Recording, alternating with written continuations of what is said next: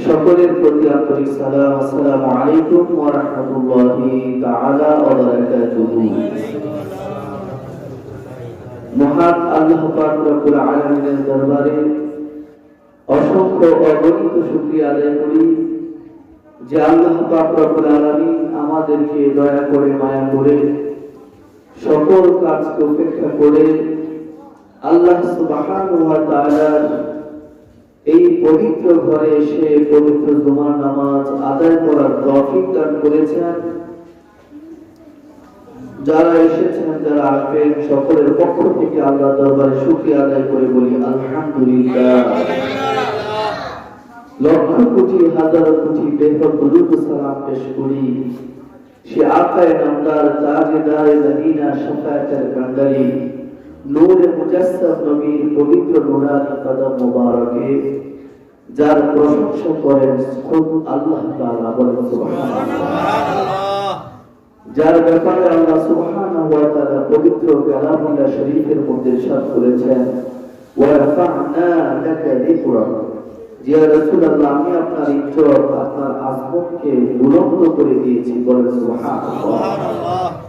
সেই দয়ার নবীজির পবিত্র নুরানি কদম মোবারকে সকলে ভক্তি শ্রদ্ধাবে পরিপূর্ণ ভালোবাসা নিয়ে উচ্চ আওয়াজে বলি সাল্লাল্লাহু আলাইহি ওয়াসাল্লাম। প্রিয় হাজিরিন,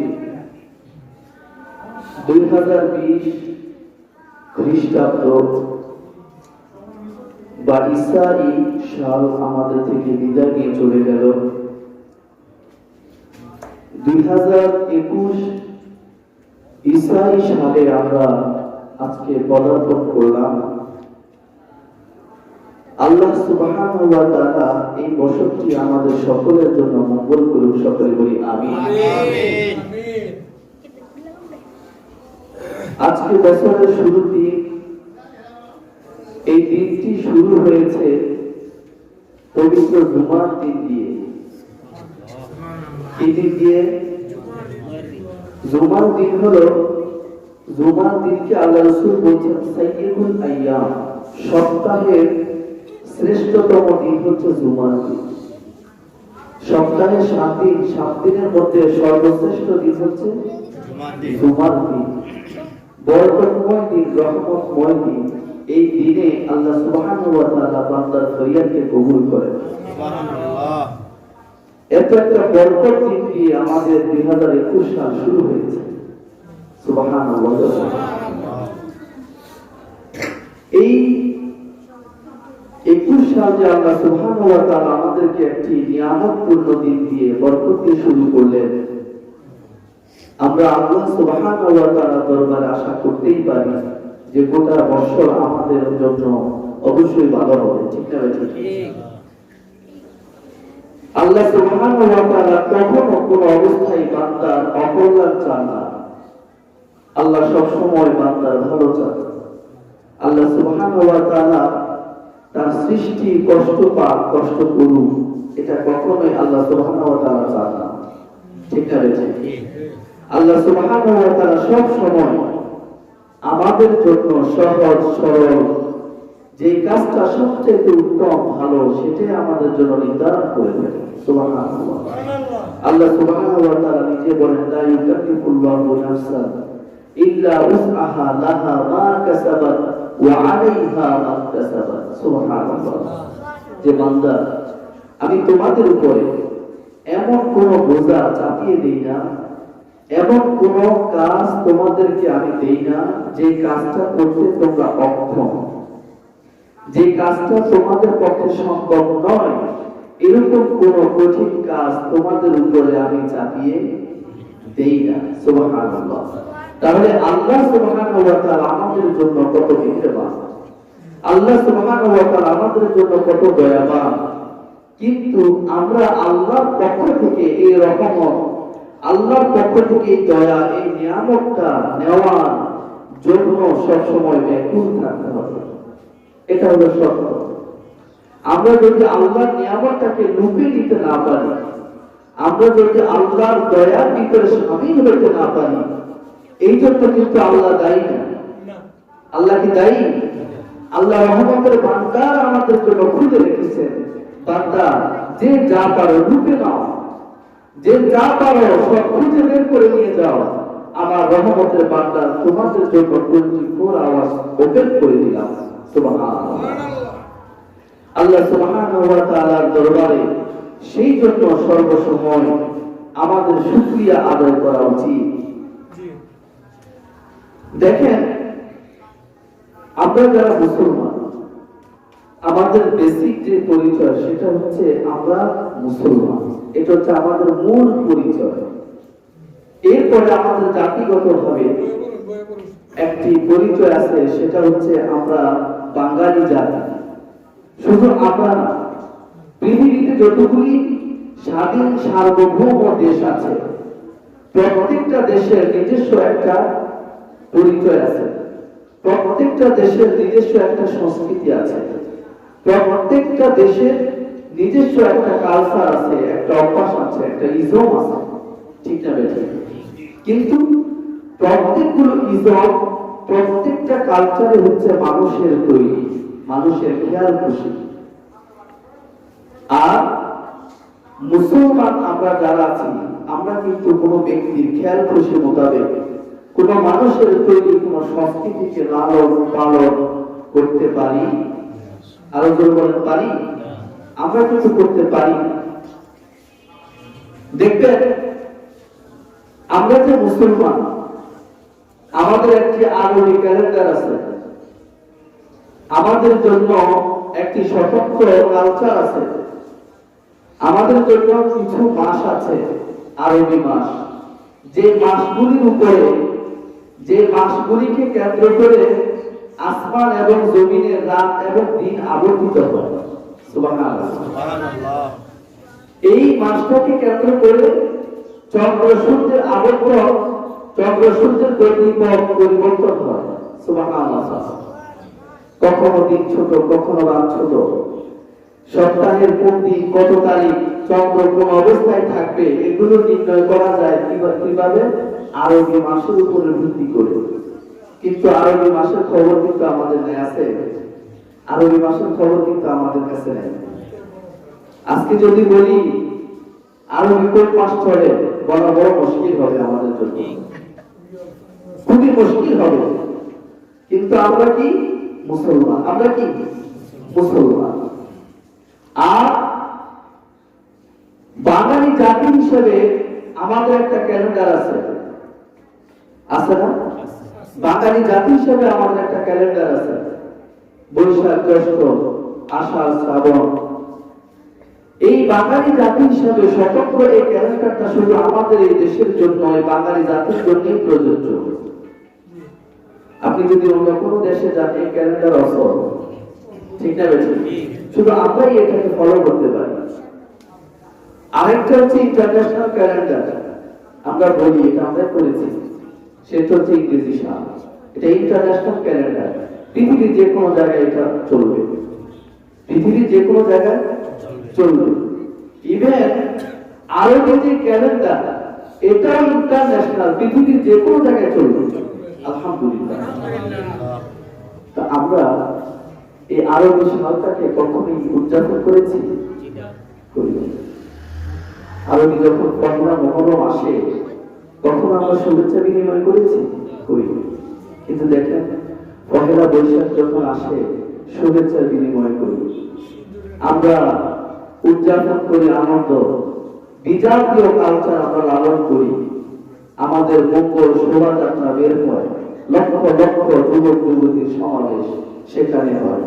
রমনা বটমূলে পল্লীগীতি, নজরুল গীতি এবং রবীন্দ্র সঙ্গীতের আসর বসে, ঠিক না বেঠিক?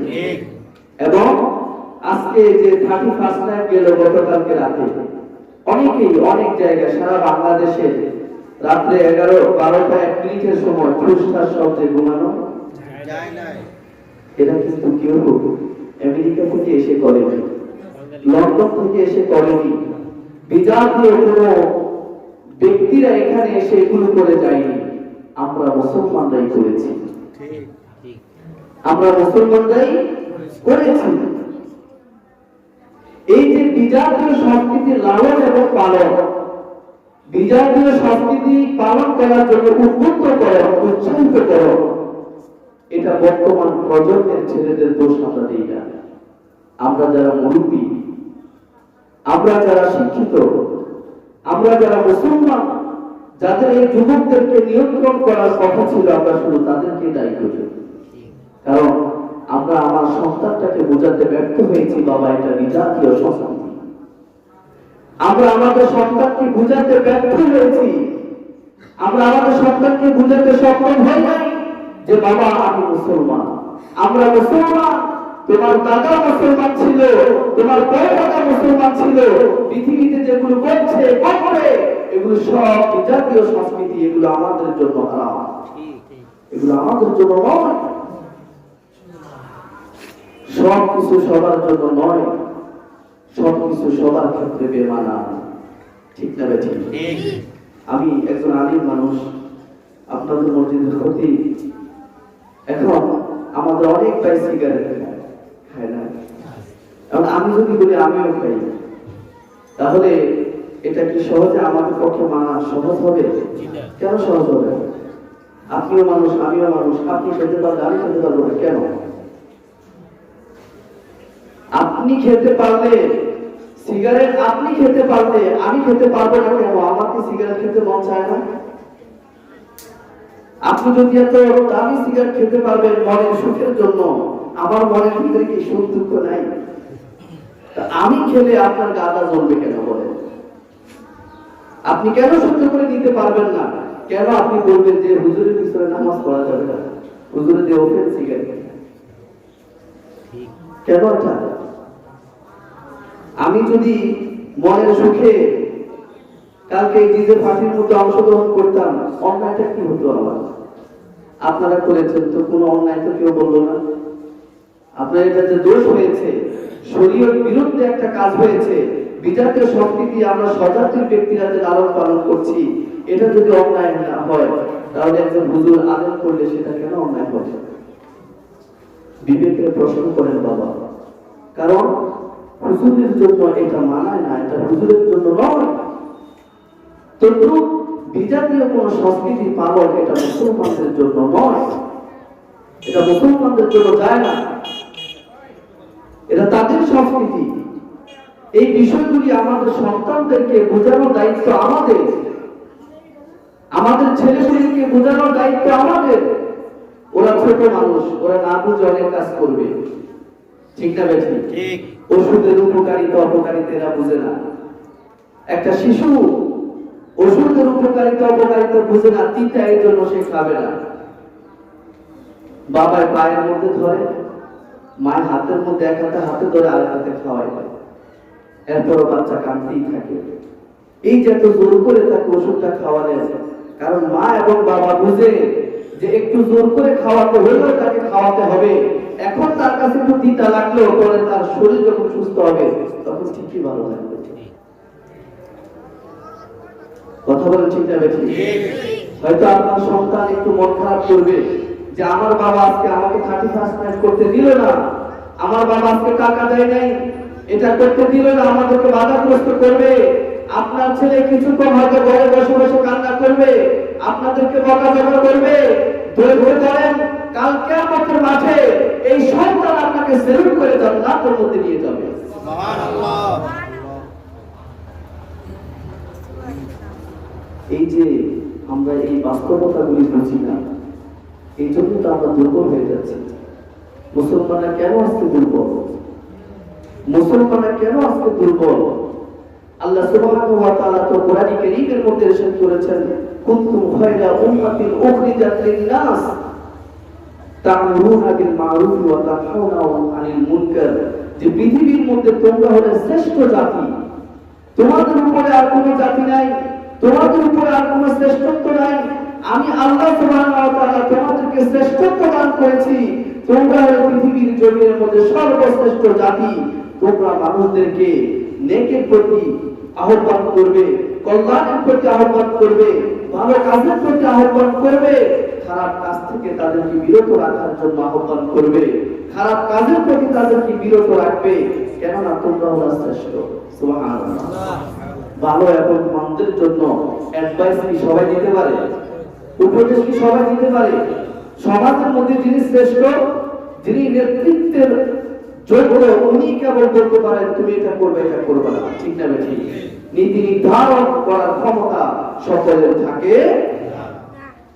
আমরা শ্রেষ্ঠ বিধায়িত আল্লাহ সুবহানাহু ওয়া তাআলা বলেছেন তা'মুরুনা বিল মা'রুফ ওয়া তানহাউনা আনিল মুনকার, তোমরা মানুষদেরকে খারাপ কাজের জন্য বিরত রাখার আদেশ দিবে, ভালো কাজ করার জন্য আদেশ দিবে। সুবহানাল্লাহ।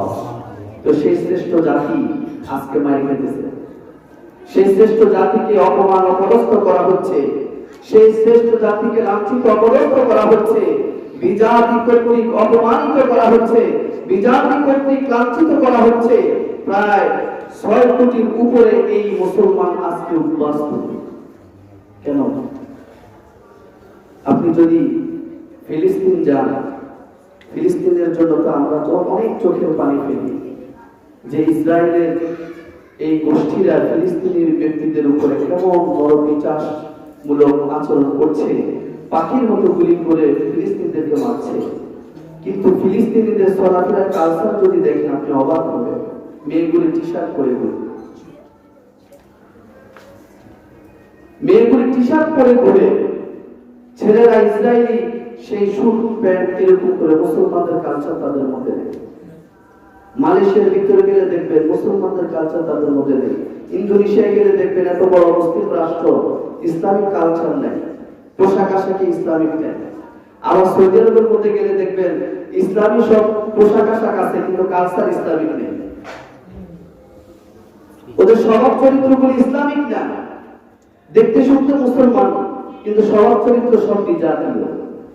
তাহলে কখনো আমরা পোশাকে বিজাতীয় সংস্কৃতি পালন করছি, কখনো আমরা আমাদের মন থেকে বিজাতীয় সংস্কৃতিগুলিকে প্রশ্রয় দিচ্ছি।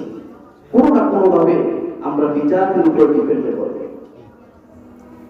যার জন্য আমরা আজকে দুর্বল, আমরা রুখে দাঁড়াতে পারিনি, বাধাও দিতে পারিনি। আর ইমাম সাহেবেরা তো আরো বেশি দুর্বল, কারণ ইমাম সাহেবরা তো এখন আর খেদমত করেন, এখন চাকরি করেন। আগে খেদমত করতো, ইমাম সাহেবের কথা সবাই শুনতো। এখন ইমাম সাহেব খেদমত করেন, এখন চাকরি করে। উল্টা কথা বলবে, বিকাল বেলায় চাকরি নেওয়া আরেকজন আনবে, ঠিক না বেঠিক? আমাদের মতো করে কথা বলতে হবে হুজুর, না হলে কিন্তু চাকরি নেই, নাম বললে চাকরি থাকবে, ঠিক না বেঠিক? এখন এই যে কালচারগুলি এভাবে আমাদের মনস্তাত্ত্বিক বিষয়গুলি পরিবর্তন হয়ে যাচ্ছে, এই জন্য আমরা দুর্বল হয়ে যাচ্ছি। আল্লাহ সুবহানাহু ওয়া তাআলা বলেন, এই যে তোমাদের মধ্যে বিজাতের প্রতি একটা আকর্ষণ, বিজাতীয় সংস্কৃতি লালন পালন করার জন্য তোমাদের ভিতরে যে আগ্রহটা, এই আগ্রহটা বেসিক্যালি তৈরি করেছে শয়তান। কারণ শয়তান হচ্ছে তোমাদের প্রকাশ্য শত্রু, ইসলামের শত্রু, ঠিক না বেঠিক? ঢোলের বাড়ি শুনলে মনটা আকর্ষণ করে, বাঁশির সুর শুনলে মনটা আকর্ষণ করে, কোন গানের কণ্ঠ এলে মনটা সেদিকে ছুটে বেড়ায়। এই যে মনটাকে টেনে নিয়ে যায়, যে ব্যক্তি এই দায়িত্বটা পালন করে তার নাম হচ্ছে ইবলিস। তার সবসময় 24 আওয়ার্স ডিউটি থাকে, কিভাবে পদচ্যুত করে তোমাকে জাহান্নামে নিয়ে যাবে, এটাই একমাত্র শয়তানের ডিউটি। আমার ছোট বাচ্চা আগুন পানি কিছু বোঝে না, দৌড়ায় সুরার মধ্যে হাত দিতে যায়, নাকি তাকে হাসবে নাকি তাকে ধরবে, কি করবে? দৌড়ায় যাচ্ছে, আগুনের মধ্যে হাত দিবে, মা দৌড়ে পিছন দিক থেকে তাকে ধরে ফেলে। কারণ বাচ্চা তো বুঝে না এটা যে আগুন, ঠিক না বেঠিক? মা বুঝে, মা দৌড়ে গিয়ে তার পিছন থেকে দৌড়ে, আবার দৌড় দিয়ে পুষ্করিণীর দিকে চলে যাচ্ছে, সবাই পুষ্করিণীতে গোসল করতে যায়, সন্তানরা দৌড়ে যাচ্ছে, মা পিছন দিক থেকে দৌড়ে তাকে ধরলো। কেন? সে তো সাঁতার জানে না, যদি পড়ে সে মৃত্যুবরণ করবে। কিন্তু আমরা যদি জানি আমাদের সন্তানটা এই বিজাতীয় সংস্কৃতি পালন করতে গিয়ে জাহান্নামী হবে, আগুনের ভিতরে চলবে, জেনে শুনে আমরা তাকে বাধা দেই না, আমরা তাকে বাধা দেই না। আমরা জানি এই কাজটা যদি করে এই কাজটা করার পরে আমার আল্লাহ তার উপরে নারাজ হবেন, তার যে কোনো ধরনের একটা দুর্ঘটনা ঘটতে পারে যেন আমরা তাকে বাধা দেই না। আল্লাহ সুবহানাহু ওয়া তাআলা বলেন, ইয়া আইয়ুহাল্লাযীনা আমানু কু আনফুসাকুম ওয়া আহলিকুম নারা, তোমরা নিজেরাও জাহান্নামের আগুন থেকে বাঁচো এবং তোমাদের আহাল পরিবার যারা আছে তাদেরকেও জাহান্নামের আগুন থেকে বাঁচাও। সুবহানাল্লাহ। নিজেরাও বাঁচো, আহাল পরিবার পরিজন যারা আছে এদেরকেও জাহান্নামের আগুন থেকে বাঁচানোর জন্য চেষ্টা করো। এই চেষ্টা আমাদের করতে হবে, মা বাবার করতে হবে, পরিবারের করতে হবে, সমাজের করতে হবে, ক্ষমতাসীন ব্যক্তি যারা নেতৃত্ব যারা দিচ্ছেন তাদের করতে হবে। কারণ ওই ঔষধের মতো সে খেতে চাইবে না, তার ভালোর জন্য জোর করে তাকে খাওয়াতে হবে। সে খেতে চাইবে না, তাকে জোর করে খাওয়াতে হবে। কারণ এখন একটু খারাপ লাগলেও সুস্থ হলে ঠিকই ভালো লাগবে, ঠিক না বেশি? আল্লাহ সুবহানাহু ওয়া তাআলা বলেন, তোমার মনের এই ব্যাধিটাকে যদি দূর করতে চাও, শয়তানের ওয়াসওয়াসা থেকে যদি নিজেকে রক্ষা করতে চাও, তোমাকে এক ফার্স্টে কাজটা করতে হবে, সেটা হচ্ছে তাকওয়া অবলম্বন করা, আল্লাহর ভয় তোমার ভিতরে স্থাপন করা। আল্লাহর ভয়টা যদি নিজের ভিতরে স্থাপন করতে পারো, এগুলো থেকে তুমি বেঁচে থাকতে পারবে। কারণ তাকওয়া, পরহেজগারি, বিরত থাকা, নিজেকে নিয়ন্ত্রণ করার অন্যতম একটি উপায় হচ্ছে তাকওয়া। সুবহানাল্লাহ। নিজেকে কোন বিপদ অকল্যাণ থেকে সম্ভব সকল উপায় বাঁচিয়ে রাখা বা কোন অনিষ্ট হতে নিজেকে দূরে রাখার নামই হচ্ছে তাকওয়া। সকল প্রকার খারাপিয়ত থেকে নিজেকে বাঁচিয়ে রাখার নাম হচ্ছে কি? তাকওয়া। এই তাকওয়া যার ভিতরে থাকবে, শয়তান তার কলবের ভিতরে প্রবেশ করতে পারবে না, শয়তান তাকে অসুস্থতা দিতে পারবে না। যখনই তাকে অসুস্থতা দিতে আসবে, তার ওই তাকওয়া তাকে জাগ্রত করে দিবে, হুঁশিয়ার, এটা কিন্তু শয়তান, এটা কিন্তু কি? শয়তান। তাহলে আমরা যারা আনন্দ চিত্তে এই বিজাতীয় সংস্কৃতিগুলি আদায় করতেছি, পালন করতেছি, পরিবার বর্গ সহ, বুঝতে হবে আমাদের ভিতরে সেই ম্যাগনেটিক পাওয়ার তাকওয়া নামক বস্তুটা, তাকওয়া নামক বস্তুটা আমাদের ভিতরে নাই। আমরা নামাজ পড়তে পারি, রোজা রাখতে পারি, হজ করতে পারি, যাকাত দিতে পারি, টুপিদারি সবকিছু ঠিক আছে, কিন্তু ভিতরে কি নাই? তাকওয়া নাই। আল্লাহ রাসূল তাকওয়ার পরিভাষায় বলছেন, সকল প্রকার অন্যায় অনাচার বর্জন করে কোরআন ও সুন্নাহর নির্দেশ মতো জীবন যাপনের মাধ্যমে আল্লাহকে প্রতিনিয়ত ভয় করে চলাকে তাকওয়া বলে। আর যিনি এই তাকওয়া অবলম্বন করতে পারে তাকে বলি আমরা মুত্তাকি। সুবহানাল্লাহ। তাকে বলি কি? আল্লাহ সুবহানাহু ওয়া তাআলা কোরআনে কারীমে বলেন, ইয়া আইয়ুহাল্লাযীনা আমানু ইন তাত্তাকুল্লাহা ইয়াজআল লাকুম ফুরকানান ওয়া ইউকাফির আনকুম সাইয়্যাতিকুম ওয়া ইয়াগফির লাকুম ওয়াল্লাহু যুল ফাদলিল আযীম। সুবহানাল্লাহ। আল্লাহ বলেন, হে ঈমানদারেরা, ইন তাত্তাকুল্লাহ, যদি তোমরা আল্লাহর ভয় মনের ভিতরে সেটআপ করতে পারো, যদি আল্লাহর ভয় নিজের মনের ভিতরে স্থাপন করতে পারো, আমি আল্লাহ তোমাদেরকে একটা ক্ষমতা দান করব, ইয়াজআল লাকুম ফুরকানান। সেই ক্ষমতাটার নাম হচ্ছে অন্যায় এবং ন্যায়ের মধ্যে পার্থক্য করার ক্ষমতা। সুবহানাল্লাহ। ন্যায় এবং অন্যায়ের মধ্যে পার্থক্য করার ক্ষমতা তোমাদেরকে দান করব। ওয়া ইউকাফির আনকুম সাইয়্যাতিকুম ওয়া ইয়াগফির লাকুম। এর আগে যত গুনাহ তোমাদের হয়েছে সমস্ত গুনাহগুলি আমি আল্লাহ তোমাদের ক্ষমা করে দেব। সুবহানাল্লাহ। যেদিন থেকে তাকওয়া তোমার অন্তরের মধ্যে সেটআপ করবা, সেটআপ করার আগে যত গুনাহ তোমরা করেছো সব গুনাহ মাফ। সুবহানাল্লাহ। সব গুনাহ কি মাফ করে দিবেন কে? আল্লাহ। আল্লাহু যুল ফাদলিল আযীম। কেননা আল্লাহ হচ্ছেন বড়ই অনুগ্রহশীল, আল্লাহ হচ্ছেন দয়ালু, আল্লাহ হচ্ছেন আমাদের সবচেয়ে কাছে, ঠিক না বেঠি? দুনিয়ার কোনো মানুষের কাছে যখন আমরা সাহায্য পাই না, দুনিয়ার কোনো মানুষের কাছে যখন আমরা আশ্রয় পাই না, দুনিয়ার কোন মানুষের কাছে যখন আমরা সহযোগিতা পাই না, তখন নীরবে কার কাছে চলে যায়? আর যখন কার কাছে চলে যায়? আল্লাহর কাছে চলে যায়। চোখের পানি ছেড়ে দিয়ে বলি, আল্লাহ, আমার এই অভিযোগ, আমার এই ওজোর, আমার এই ফরিয়াদ শুনবার মতো পৃথিবীতে আর কেউ নেই তুমি ছাড়া। ঠিক না বেটা? আমরা আল্লাহর কাছে চলে যাই। তাহলে এটা কখন হয়? যখন দুনিয়ার সবগুলি দরজা আমার জন্য বন্ধ হয়ে যায়। এই দরজাগুলি যখন বন্ধ হয়ে যাবে, বান্দার জন্য আল্লাহর দরজা কখনই বন্ধ হয়? বরং আল্লাহর কাছে বান্দা যত চায়, আল্লাহ বলে আমি তত বেশি খুশি হই, তত বেশি তাকে দান করতে থাকি। সুবহানাল্লাহ। তো সেজন্য গতকাল আর কি করছেন না করছেন সব পাপ। 2020 সালে আমরা কি করছি না করছি সব পাপ। আজকে পহেলা জানুয়ারি, আজকে এই মহতি একটি দিন, পবিত্র একটি দিন দিয়ে আমরা যখন বছরটা শুরু করেছি, আমরা যদি আজকে থেকে তাকওয়া আমাদের হৃদয়ের ভিতরে সেটআপ করে দিতে পারি, 2020 সনের সকল গুনাহ আমরা কি করবেন? আরো জোরে বলেন, কি করবে? তাহলে কিন্তু সুদে আসলে সবকিছু জমা হবে, সবকিছু জমা হবে আল্লাহর দরবারে। এগুলো হিসাব দিতে হবে কিনা? দিতে হবে কিনা?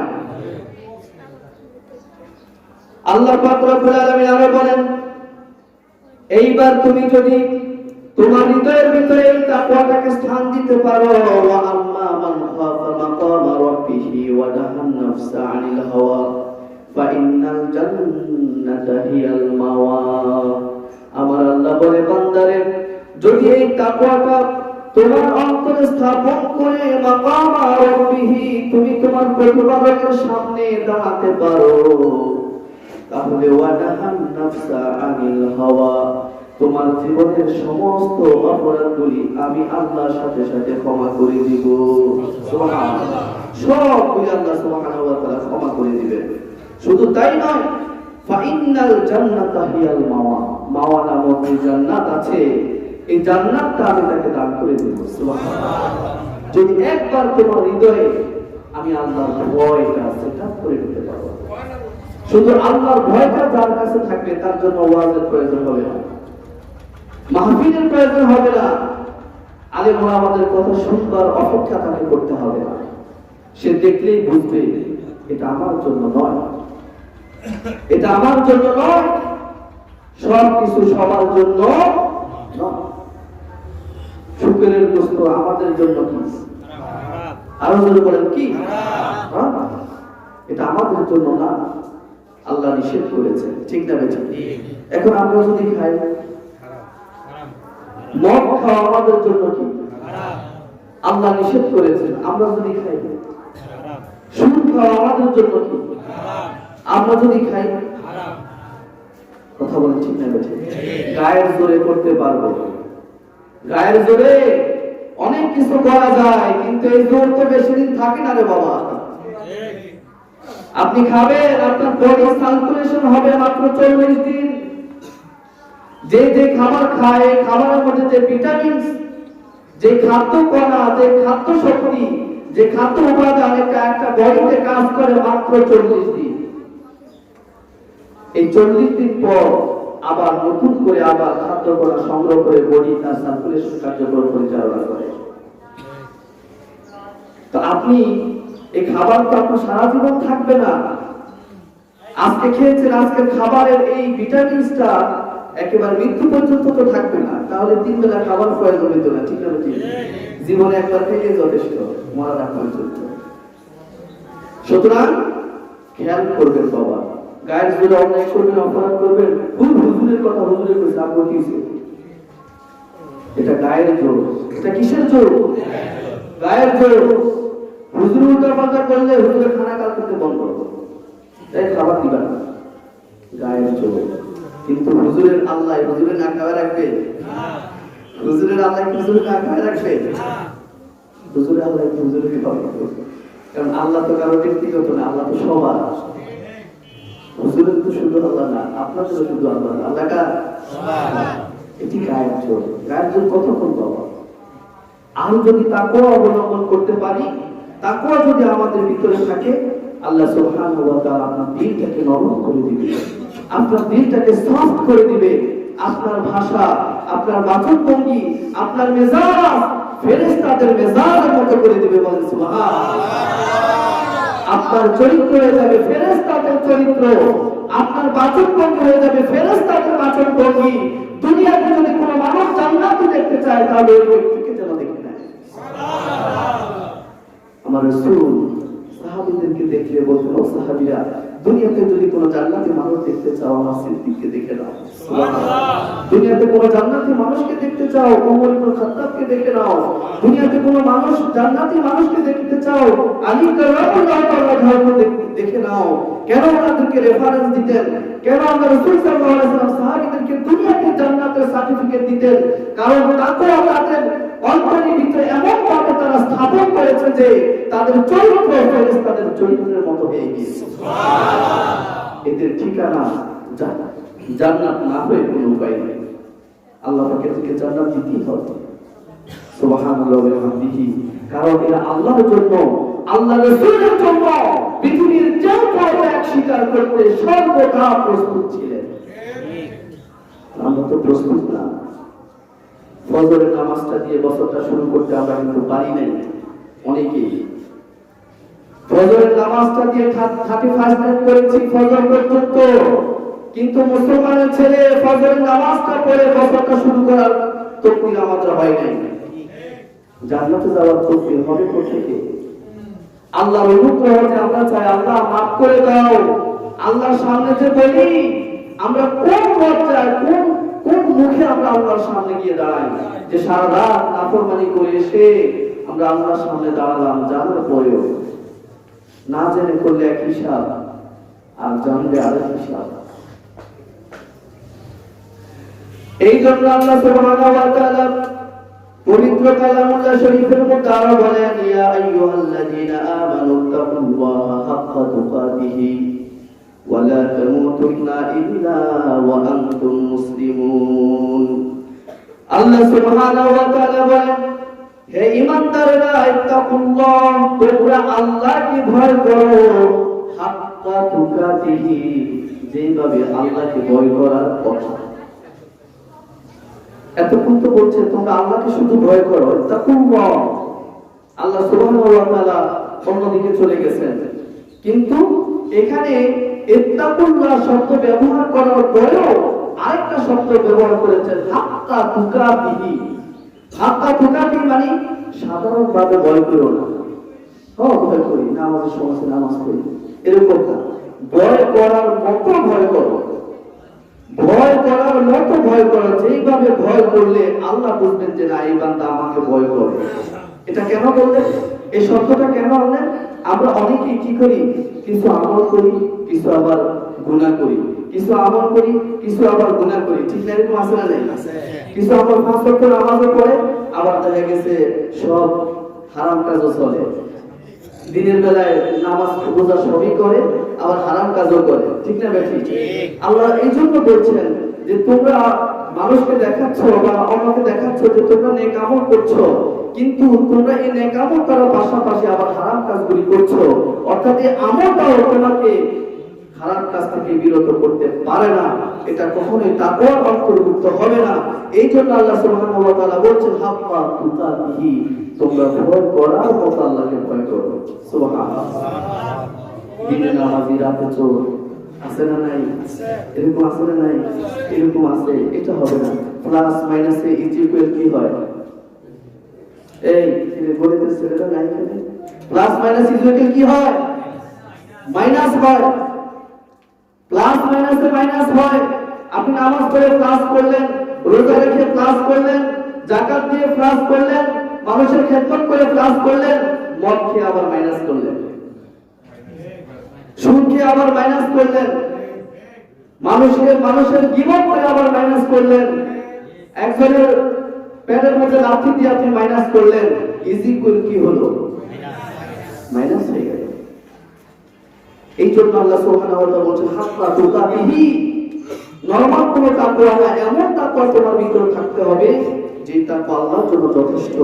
ওয়ালা তামুতুন্না ইল্লা ওয়া আনতুম মুসলিমুন। আর খবরদার জেনে রাখো, মুসলমান না হয়ে কবরে মুসলমান না হয়ে তোমার যেন মৃত্যু না হয়, মুসলমান না হয়ে তোমাদের যেন মৃত্যু না হয়, মুসলমান না হয়ে তোমরা মৃত্যুবরণ করো না।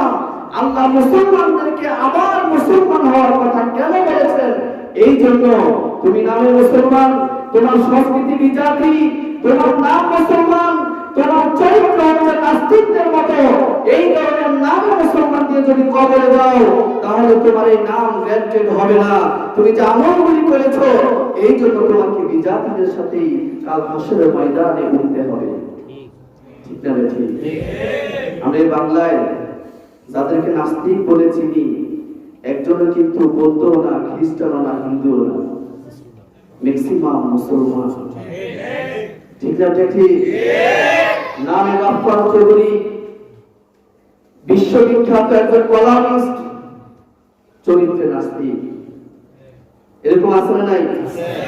আর এরকম অজস্র উদাহরণ আমরা দিতে পারি। নামে শাহরিয়ার কবির, চরিত্রে নাস্তিক, মুসলমান না, নাম হলো মুসলমান, নামটা হলো মুসলমান। এরকম হাজার হাজার উদাহরণ আছে। একটা ফেসবুক পেজ আছে আসাদ নূর, দেখবেন আপনারা আসাদ নূর নামটা কত সুন্দর, আসাদ নূর, অথচ তার সমস্ত কার্যকলাপগুলি নাস্তিকের, ইহুদিদের পক্ষে কথা বলে, খ্রিস্টানদের পক্ষে কথা বলে, মুসলমানদের সংস্কৃতি লালনের জন্য কখনো উৎসাহিত করে না। এরকম আছে।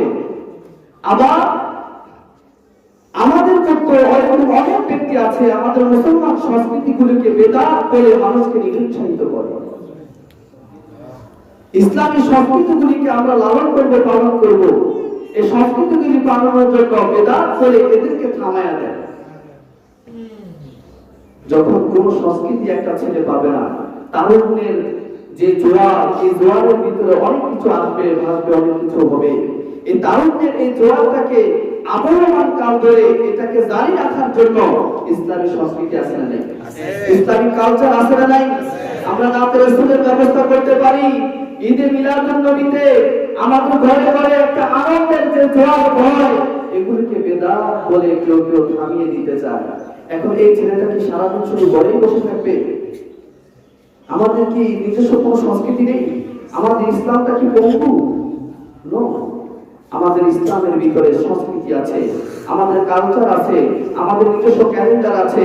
আমরা একটা ঐতিহ্যবাহী জাতি। শুধু তাই নয়, এই পৃথিবীর মধ্যে শ্রেষ্ঠ জাতি হচ্ছে এই মুসলমান। আমাদের কোনো কিছু অভাব নাই, সব কিছু আমাদের আছে। আমরা আমাদের কালচার গুলিকে শিক্ষা আমাদের দিন একজন আল্লাহ রাসূল বলছেন, আদিবু আওলাদাকুম সালাসিন, যে তোমরা তোমাদের সন্তানদেরকে তিনটা জিনিস শিক্ষা দাও। হুব্বি নবিয়্যিকুম, তোমার নবীর ভালোবাসা শিক্ষা দাও। ওয়া হুব্বি আহলি বাইতিহি, আহলি বাইতের ভালোবাসা শিক্ষা দাও। এবং ওয়া আলা কিরাআতিল কুরআন, কোরআন কারীম তেলাওয়াত করা শিক্ষা দাও। সুবহানাল্লাহ। আমার নবী তিনটা জিনিস শিক্ষা দেওয়ার কথা বলেছেন। আমরা যদি এই তিনটা জিনিস শিক্ষা দেই, আমাদের ভবিষ্যৎ প্রজন্ম কখনো বিজাতির সংস্কৃতি লালন করবে না, এটা আমরা নিশ্চিত। কথা বলে ঠিক না বেঠি? সেই জন্য আজকের এই 2021 সালের শুরুর দিনটা আল্লাহ সুবহানাহু ওয়া তাআলা আমাদের সকলকে এই গোটা 2021 সাল আমাদের জন্য মঙ্গল করুন। সকলে বলি আমিন। এই করোনা ভাইরাসের মতো মহামারী আল্লাহ সুবহানাহু ওয়া তাআলা 2021 সাল থেকে চিরতরে বিনাশ করে দিন। সকলে বলি আমিন।